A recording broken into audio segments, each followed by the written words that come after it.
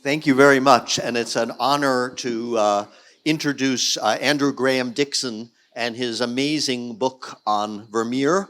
Vermeer, for a long time, was famous for not having been famous, for a long absence of his art and his name in the history of art, and then he became famous as the Sphinx of Delft, as the cipher whose pictures seemed self-enclosed in amazing ways, inspiring Proust.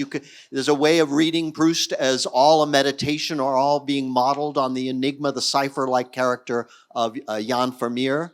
Then in the course of the understanding of the history of art, he became this huge figure. Blockbuster exhibitions, movies, books inspired by Vermeer, but he always remained somehow attached to the idea that he's a cipher.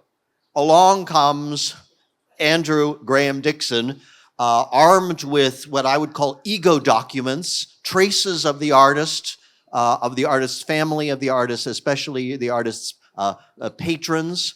And out of this, you get a three-dimensional portrait of an individual, of a social individual, a person in the world, along with wonderful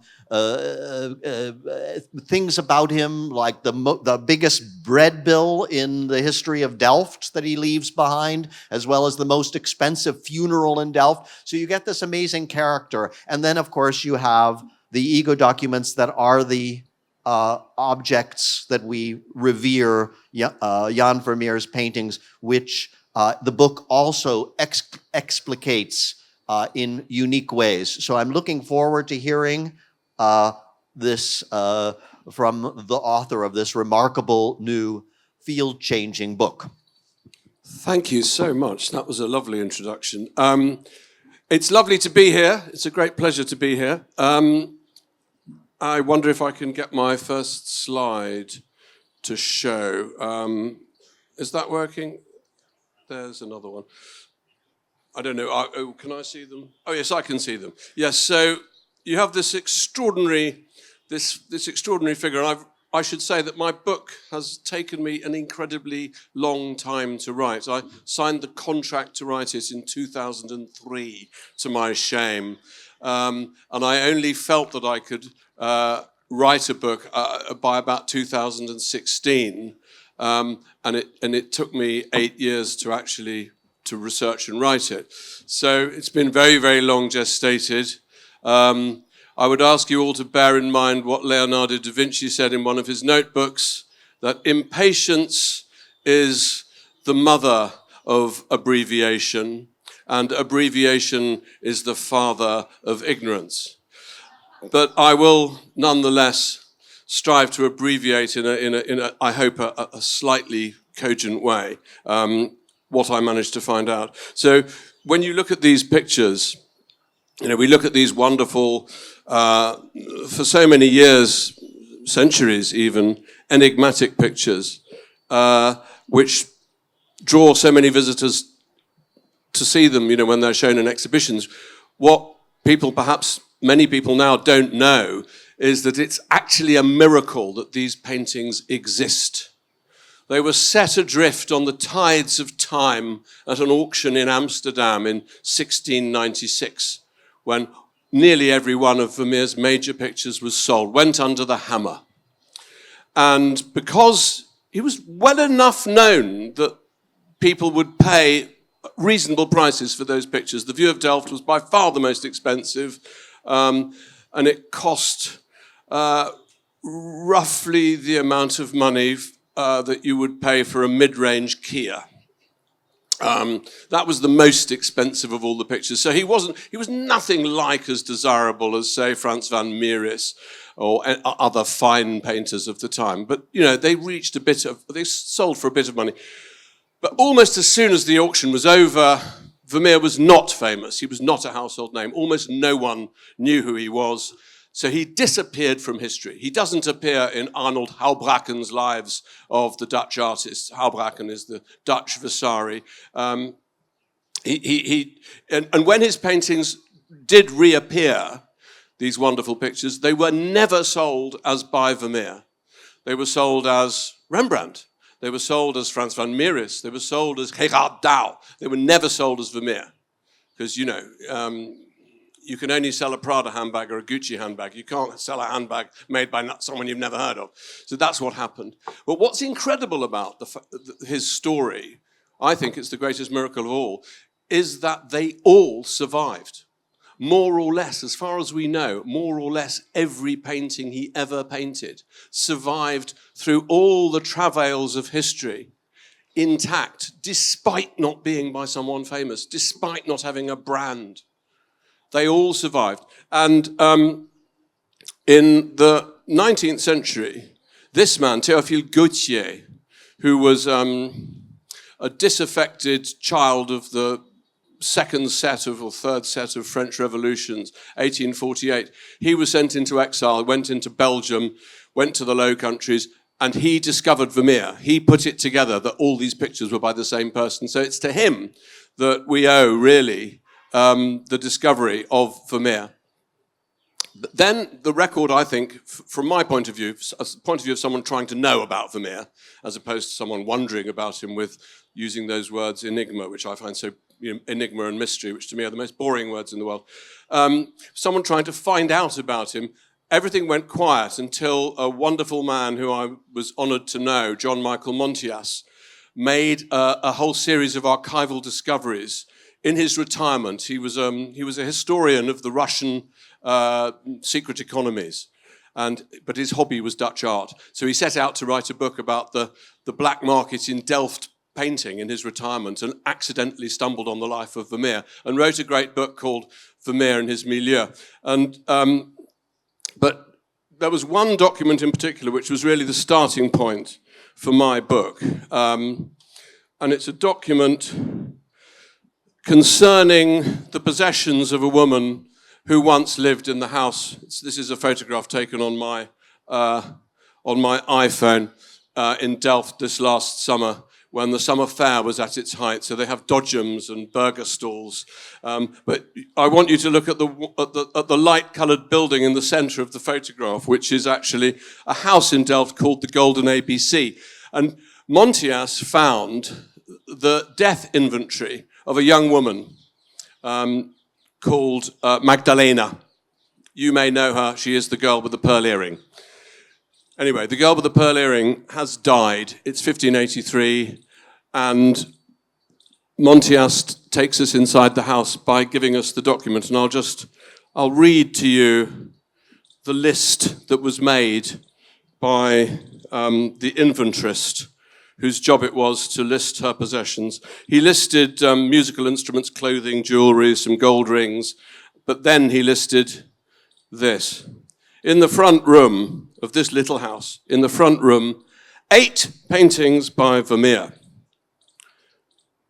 3 more paintings by Vermeer in boxes. A seascape and a landscape. That's the front room. 11 paintings by Vermeer. That's 33% of his entire output in the front room of that little house. In the back room, 4 paintings by Vermeer. In the kitchen, a painting by Vermeer. And in the basement room, 2 paintings by Vermeer, and then, besides the above items, there still follow 2 paintings by Vermeer. So, pretty amazing document. 19 paintings by Vermeer in this little house, owned by this woman. And that was my starting point. And although that document was being published in 1989, almost no mention of it is ever made in the literature about the artist. So people writing about him, and the sort of stale received idea about Vermeer is that he was a genre painter, painting for the market, copying other genre painters, borrowing their tricks because what he wants to do is please the market. He's trying to appeal to the market. No, there's no market. He's only painting for this one family. All the pictures are just for one place. So what's going on? What on earth and why has nobody ever thought to ask what is going on? I went to see Montias not long before he died, and he said to me, I don't understand why nobody's made more of this. I don't understand. Won't somebody investigate it? I hope, if I was younger, that's what I would do. I'd look to find out who his patrons were. Who were they? So, where do we go next? Yeah, just to let you know, these 20 pictures or so that they owned, they are these pictures. They're not the minor pictures, they're not the early pictures, they're not the outliers. The essential heart of Vermeer, every great painting, every painting that a museum today would want to borrow, those were the pictures that were in the house. So my big question, the question I started out with, and in fact I got the answer to it the very, very, very last thing after I'd actually written my book, but in a way it's the sealing proof of the correctness of the thesis, in my opinion. The very last thing that I found out, but the very first thing I wanted to find out was, where did the pictures originally hang? Because in 1583, when the woman who died, the girl with the pearl earring died, and that house, she'd inherited the paintings. She hadn't commissioned the paintings. She's in one of the paintings. She's the daughter of the people who commissioned the paintings. They commissioned a painting of their daughter. She got them, but she didn't commission them. Where did they live? Who were they? Well, Monty has told us who they were. Peter Claeszoon van Rauven and Maria de Knaut. And he assumed, as one would, that it was probably Peter who was the patron. He was wrong. But he assumed that. But still, we didn't know. Where was their house? Now, I found out who they were. And I found out, I was pretty sure that they were part of, as said in the introduction, that they were part of a very interesting, extremely radical Christian group who believed in peace and love and who wanted to see an end to religious war, the religious wars that had cost so many lives in the 17th century. They were very good people, and they were part of a church called the Remonstrant Church. So I wrote a whole book about Vermeer and his Remonstrant friends, Vermeer the Remonstrant, the patrons who were Remonstrants.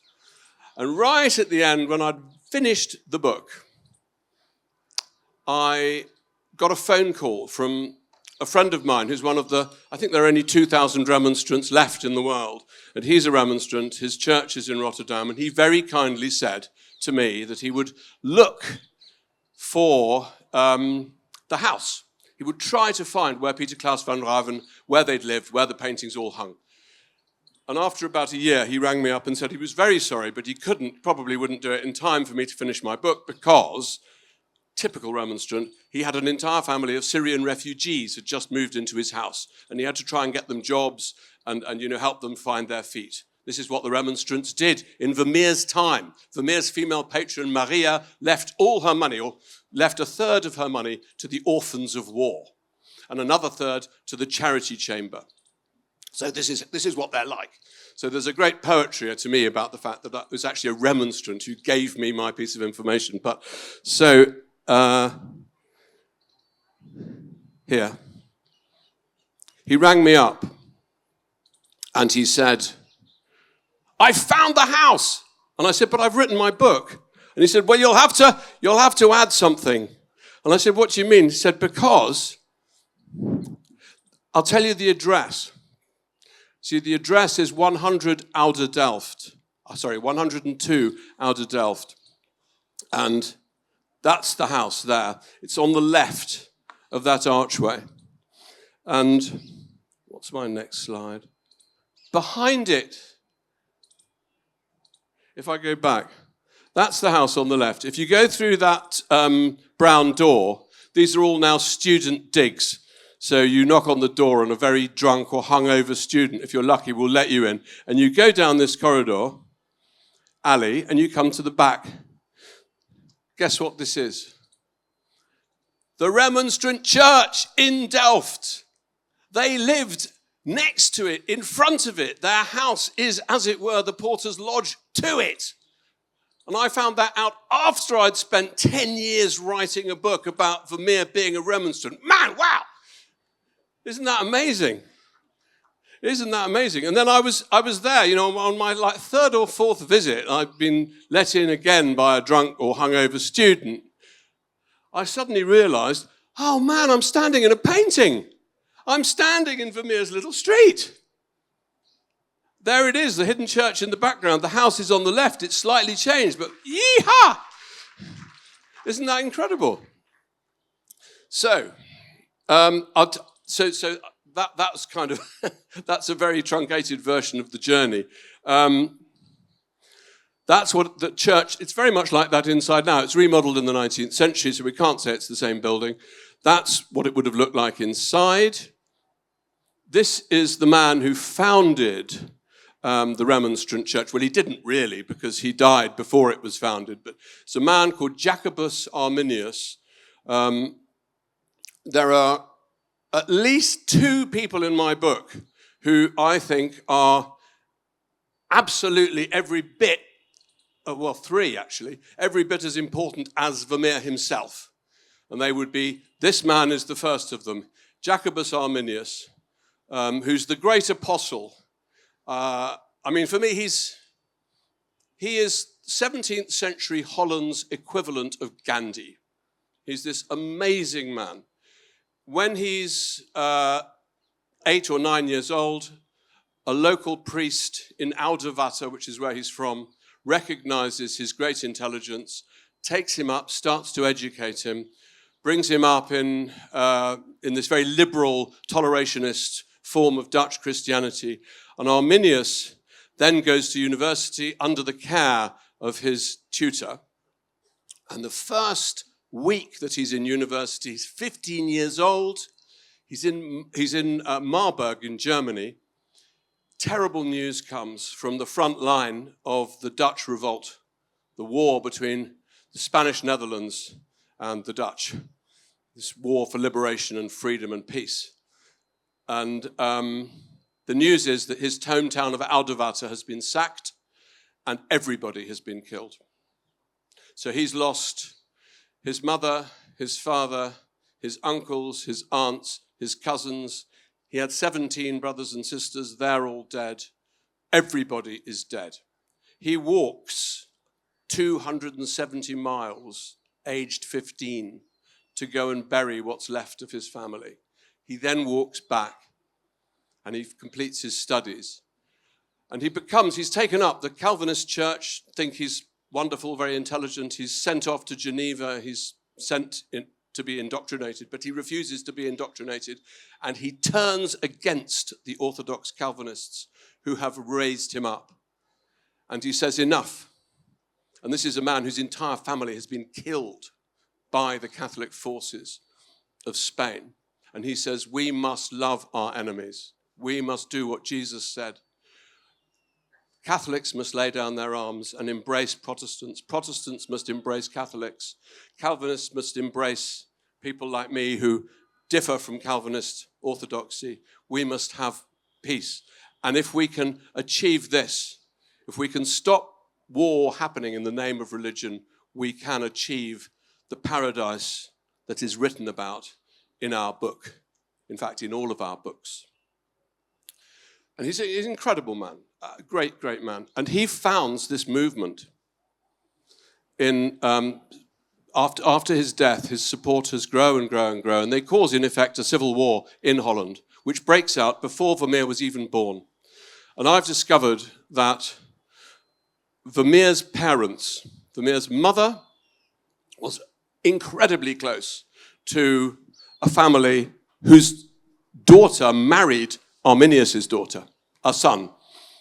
So the absolute total closeness between Vermeer's mother and this group. Vermeer's father, his adopted, kind of almost his father figure, was a priest in Delft who turns out to have been the only follower of Arminius in Delft, who wrote these astonishingly violent, brilliant, radical tracts about how we must not follow the path of war. He's violently against war. And Vermeer's father is very close to him. Turns out that Vermeer's patron, his father, sheltered followers of Arminius when their movement was made illegal and was sent underground. So at the level of Vermeer's parents, Maria's parents, Peter Clauszoon van Rauven's parents, they're all part of this revolutionary movement for peace and for love. And there aren't that many of these people. There are not that many of these people. And every time I investigated anybody close to Vermeer, guess what? They're part of it. They're all part of this movement. So I never find, there's no letter by Vermeer saying he's part of it, but he is part of it. And in a nutshell, my thesis is, well, explain quickly. Their house is in front of the Remonstrant Church. Now, there's two ways of being a follower of Arminius. You can be a Remonstrant, which is to be a Christian who has such an open-minded approach to doctrine and so on, that their confession, the Remonstrant confession, is in effect, we don't have any doctrines. We just believe in Jesus. And we don't ever want anybody to disagree with us, and we don't ever want to disagree with anybody. So if you have a different view about transubstantiation from us, let's just forget about that and read the Sermon on the Mount. And remember that we don't want children to die. And remember that we want to love our neighbors and we want to love our enemies. Let's just focus on that stuff. Let's not bother about the rest. So that's them. They have a church. But there are other followers of Arminius who say, well, hang on. Why do you found a church? Surely the whole problem in Christianity is churches. Why do we have why do we need to have churches? And this particularly comes from women, female followers of Arminius. They say, I know, we're not going to have a church at all. What we're going to do is we're going to meet in each other's houses, as the early Christians did. And we will talk about Jesus and we will do good things, but we will not have a church. There will be no power base and there will be no men telling us what to do and what we can't do. And Vermeer's female patron, in my opinion, is part of this. They're called collegiants, these radical, feminist, female versions of the Remonstrants. And I believe that she does go to the Remonstrant Church, but she also has meetings in her house with her female friends. And my book has a lot of information, which is one of my favorite parts of the book, is about what these women do, what they say, how they are, how they behave. They're fantastic people. I mean, and one of the things that we can say for sure that they do is that they talk a lot and they think a lot. And they're very determined not to be told to shut up by the male preachers. And the Calvinist preachers of Delft hate the fact that they even exist. And they call them in and they call them to question and say, how can you do this? What do you think you're doing? And the women say, well, why shouldn't we talk about Jesus? Why did Jesus show himself first to Mary Magdalene? If he didn't want women to talk about God, why would he show himself first when he rises from the dead? Does he show himself to the apostles? No, he shows himself to Mary Magdalene. So don't tell us that women shouldn't speak, because if Mary Magdalene hadn't spoken, you wouldn't even know that Christ had been risen from the dead.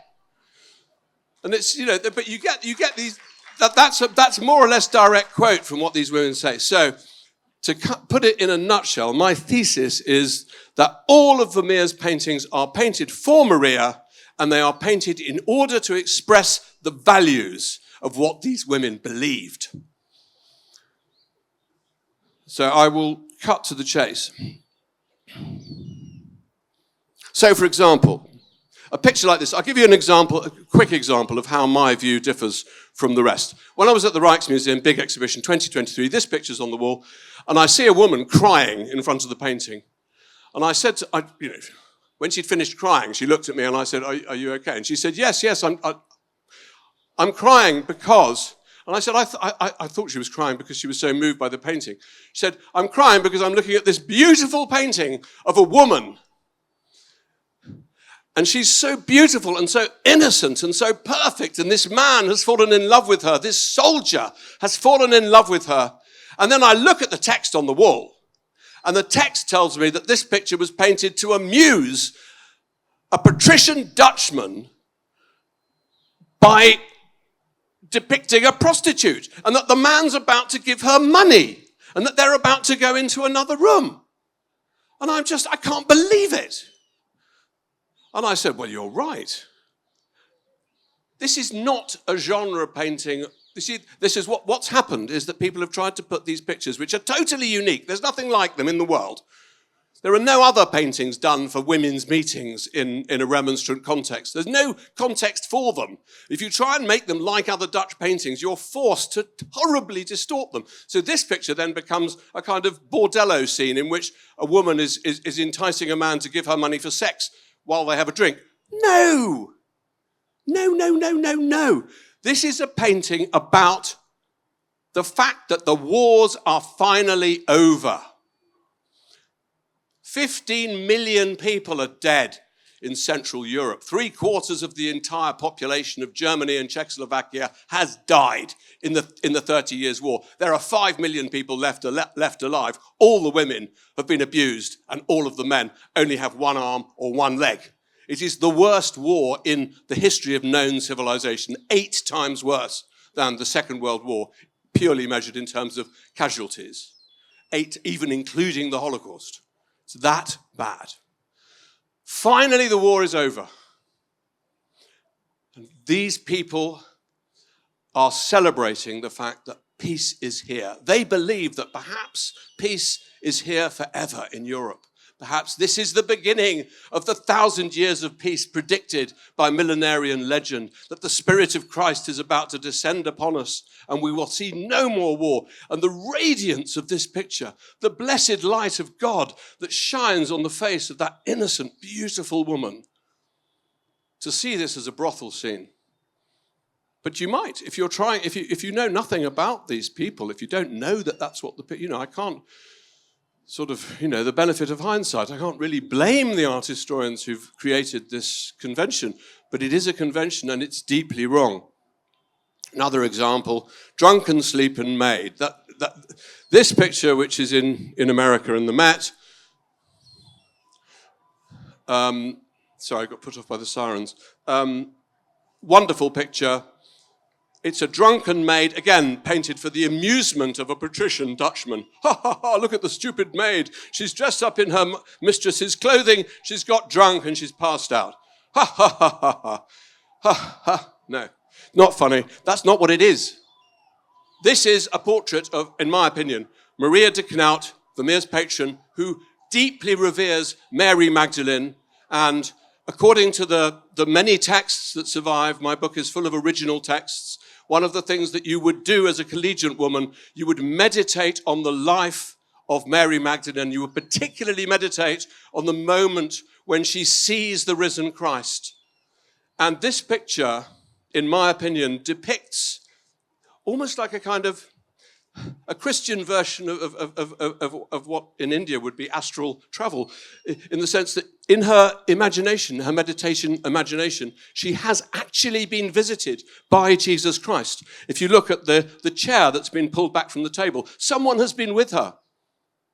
Jesus has been with her. She has been visited. She is dreaming, or has she actually experienced it? She doesn't know. It's a painting of being visited by Christ.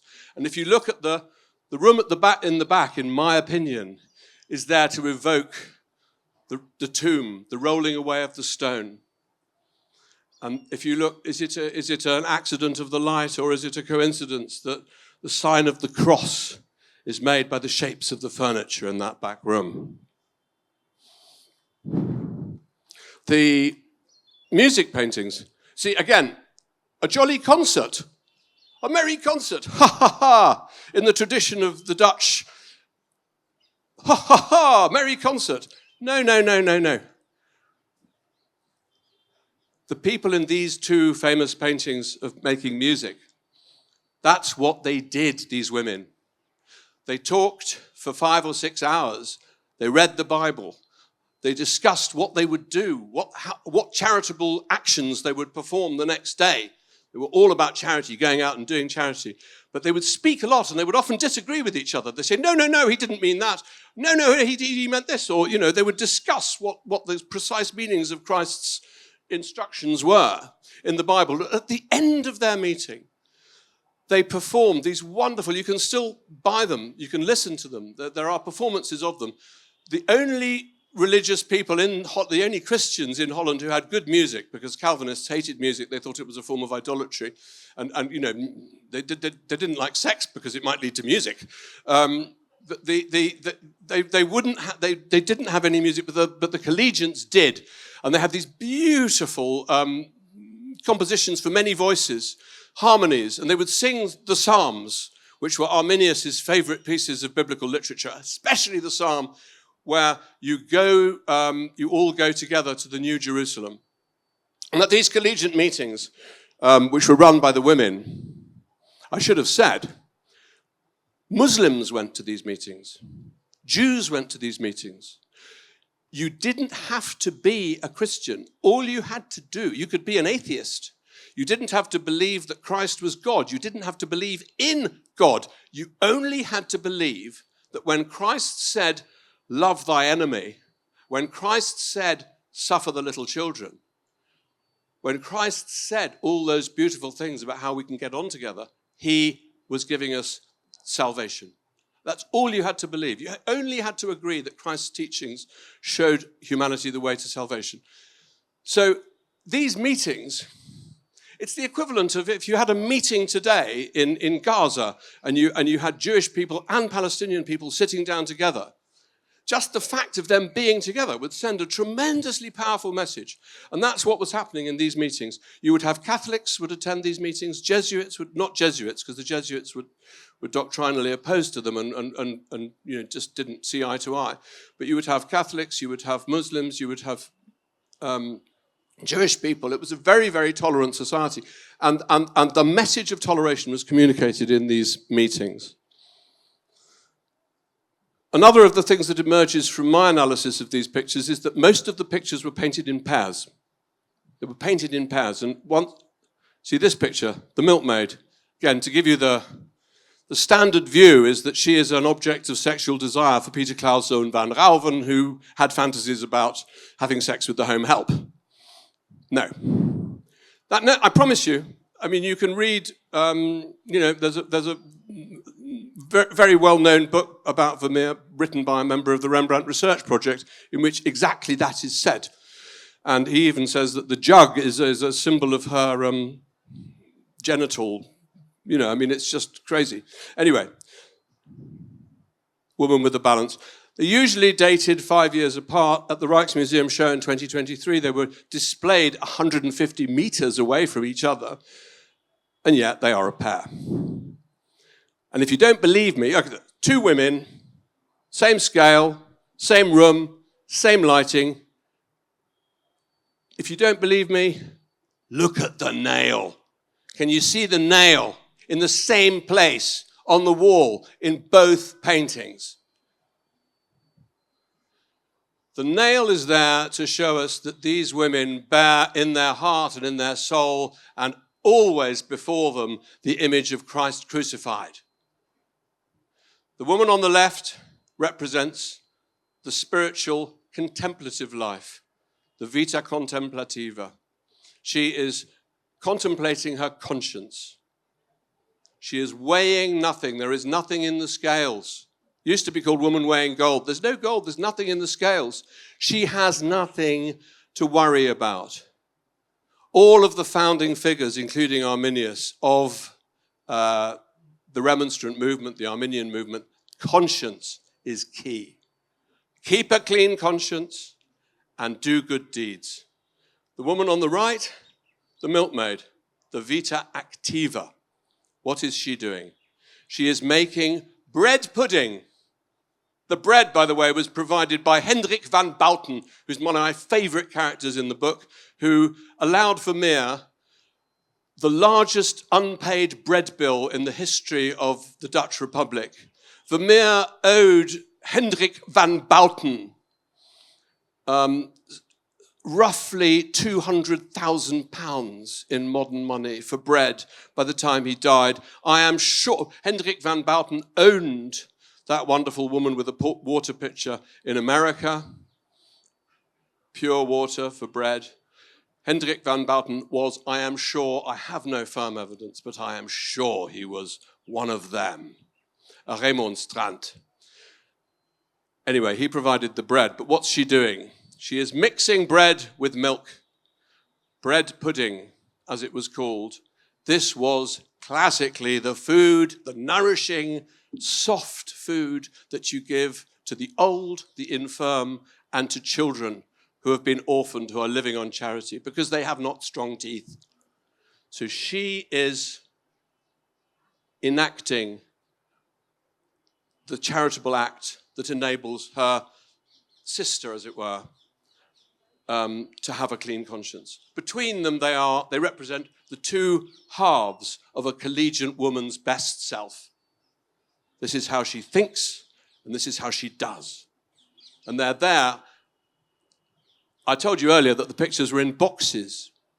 3 of the pictures were in boxes. One of the pictures we know was in a box was the woman on the left.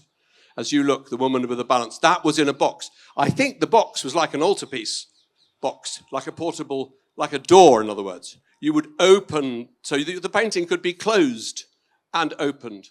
And I suspect the other picture was displayed in the same way. In my opinion, I'm pretty sure they were both at the entrance of the house because they were lot 1 and lot 2. I'm going to have to end in a second. I'll just tell you one other thing, which I think is rather wonderful. Just in case anybody is still wondering if these paintings might not be a pair.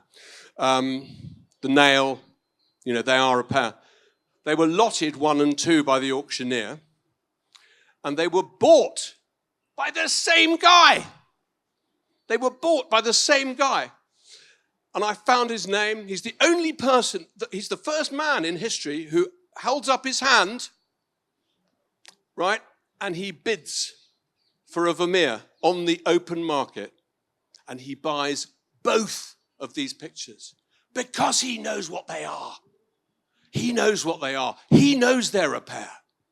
And how does he know? It's very embarrassing because I've now forgotten his name. I have forgotten his name. But he knows they're a pair because I'm just going to find, sorry, I'm having a senior moment about his name. Oh no, have I got it? I hope I do. Yes, he was called Isaac Rolio. And he bought them at that auction in 1696. And guess what?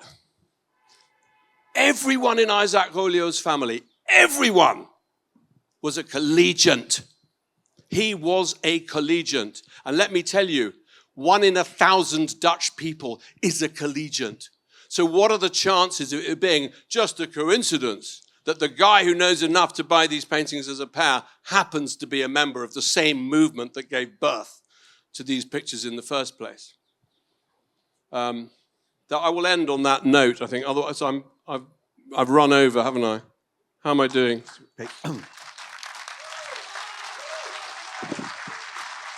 Thank you.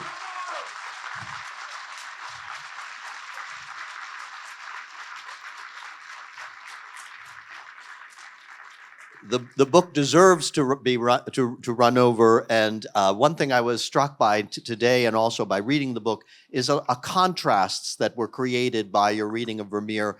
Vermeer as a painter of the most peaceful scenes in the history of art, surrounded by war, scenes that we always imagine to be secular, that is, scenes of everyday life, turn out to be deeply related to spiritual and religious meaning. Also, that what we come to as a world of hidden messages and maybe hidden identities, and now we have a plethora of identities, of messages. But I want to kick things off by asking you a little bit about the thing that draws many people to Vermeer, which is not so much what he paints, but how he paints.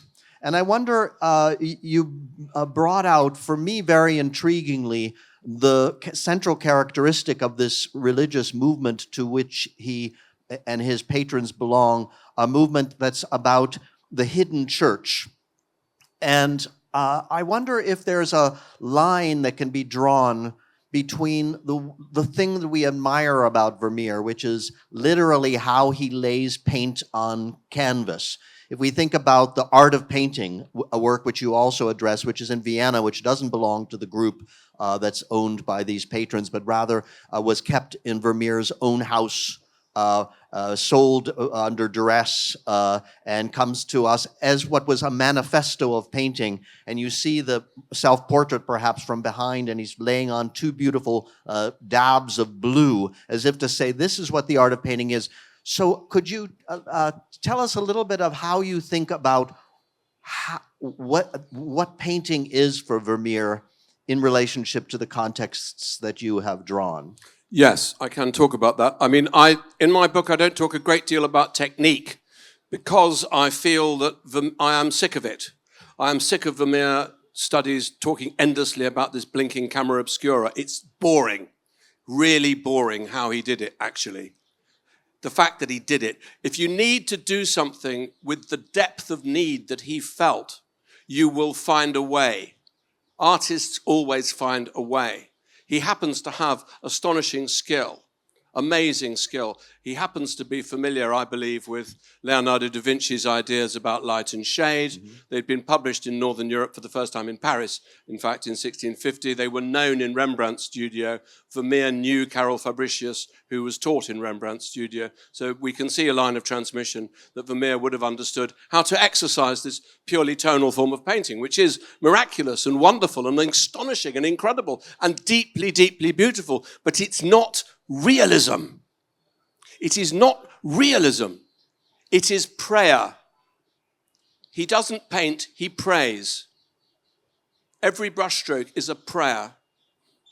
You know, if anybody here has ever seen the late drawings of Titian or Michelangelo, both of whom created these astonishing images of Jesus Christ, which have multiple outlines, it's because they were praying the rosary for each time they went round the figure. So you end up with a figure of Christ on the cross, which has got 100 lines. It's because they're praying. Vermeer is praying. And what these pictures are praying for, I mean, I can show where it's, have I got it in my pocket still? And it's here. Where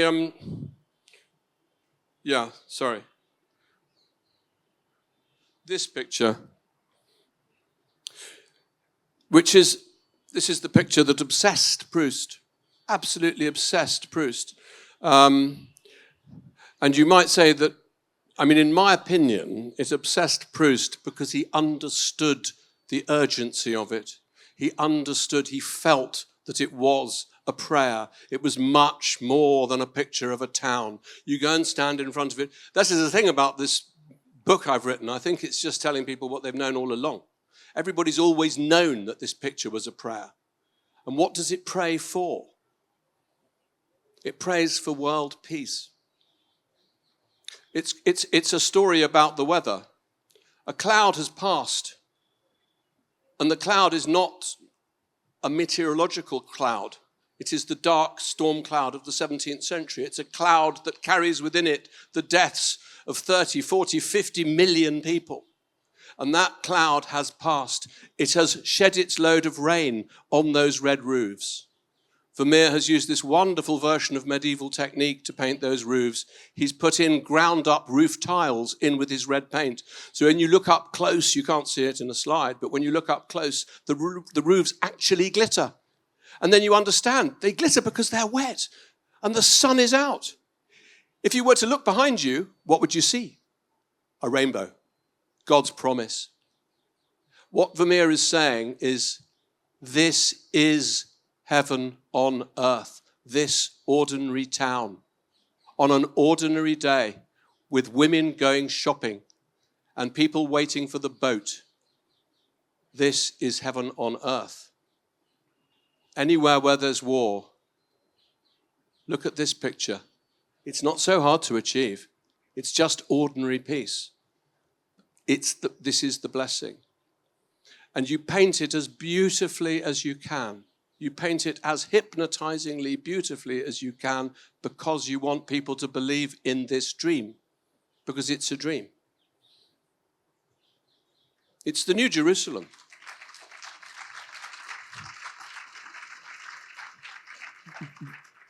do you think something about listening to you beautifully speak about this picture? Do you think that there's something about the relationship between what one sees and what you've said that has something to do with the mysterious idea of a hidden church? That is, hiddenness lies behind the revelation. Something is withheld, and that's so much part of the movement that you found he worked for. That is some idea that there is something withheld, that you don't see the rainbow. You don't actually see the religious, but you feel the religious. Is that? Do you think that was understood at the time? I think you're getting very... I mean, I haven't written about these things in my book as much as perhaps I should have done, because I was already feeling I was so out on a limb. To go even further would be impossible. But the more I've sort of got distance from having written the book, I think there's a great deal in what you say, and I think that what the pictures have to say to us, and this is, I think, why they've survived. This is the miracle of them. They are literally, in my view, miraculous objects. They work miracles. They've worked miracles to survive. You know, how come they didn't all get thrown away? They're not by famous people. They weren't. So they're here, and they put you in the position. This picture puts you in the position. You know, anybody who is actively fomenting war, I would like to put them in front of that painting for an hour and just think about what you're doing.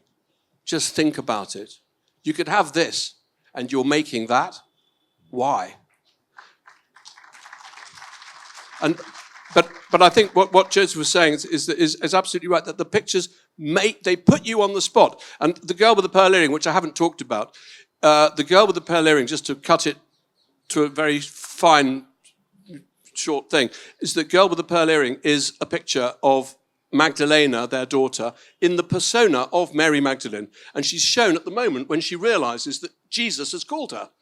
She's gone to look for him in the garden. She can't find him. And she turns away, and Jesus says, "Mary." And she goes, "That's the girl with the pearl earring." So if you look at that picture is there to remind her forever to be like Mary Magdalene, but it makes you into Jesus. Because if she's looking at you, you're Jesus. So you better live up to that. So I think these paintings work in fantastically profound ways. And the last thing I would want is for my interpretation to sort of close anything down. And, you know, oh, I've won at Vermeer. I understand him. No one else has. This is what it means. No, this is just the beginning. I want to have opened a door, not to have shut a door. Thank you so much. That's beautifully beautiful.